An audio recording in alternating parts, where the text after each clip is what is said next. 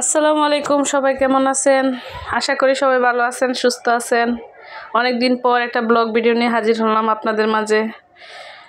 আসলে মাঝখান দিয়ে শরীরটা অনেক খারাপ ছিল, ওই জন্যে। আর রোজার মাস, সারা রাত জাগনা থাকতে, রাত দিনের বেলা ওইরকম টাইম মেনটেন করে ভিডিও ছাড়া হয় না। তো আজকে কি কি ইফতারি বানালাম ওগুলোই আপনাদের সাথে শেয়ার করব। তো প্রত্যেক দিন বুট, আলু চপ, পেঁয়াজ এগুলা খাইতে ভালো লাগে না, এর জন্য আজকে সবজির পাকোড়া বানাবো আর ডিম দিয়ে পাউরুটি ভেজে নিব। তো এখানে আমি প্রথমে নিয়ে নিছি যে শাক। বাজারে অনেক রকম শাক পাওয়া যায়, আপনার যেটা পছন্দ ওই শাকগুলো ভালো করে কসলায় টসলায় রেডি করে নিছি।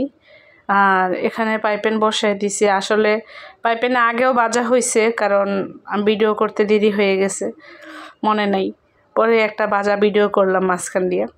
তো এখানে আমি পাউরুটিগুলা বেজে নিচ্ছি সুন্দর করে, কারণ প্রত্যেক দিন ভাজা পোড়া খাইলে যে বুক জ্বালা পোড়া করে, তারপরে স্বাস্থ্যের জন্য ক্ষতিকর।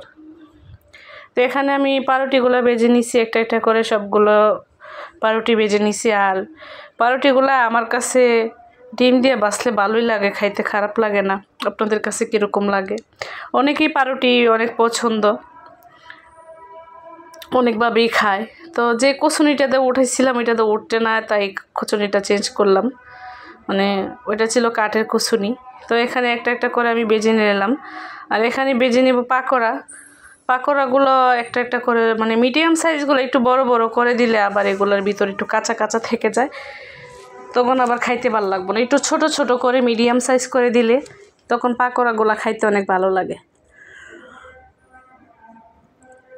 তো এখানে আমি পরিমাণ মতো, পাইপেনটা আমার মোটামুটি বড়ই আছে, এখানে আমি যতটুকু পারছি অতটুকু দিয়ে নিছি। তো এখন সবগুলো উল্টায় দিব। উল্টায় না দিলে এক পাশ হবে আর এক পাশ হবে না। উল্টায় দিয়ে ভালো করে নাড়াছাড়া করে এগুলো যতক্ষণ একটু লাল লাল হয়ে যাবে, তখন এগুলাকে আমি পাইপেন থেকে নামায় ফেলবো।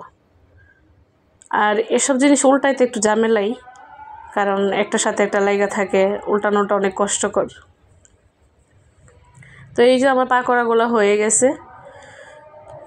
এবার একটা একটা করে এখান থেকে তেলগুলো ভালো করে জড়িয়ে নিয়ে এটা বাটিতে রেখে দিব। তো আজকের বেশি কিছু না, এগুলোই আজকে আমাদের ইফতারি।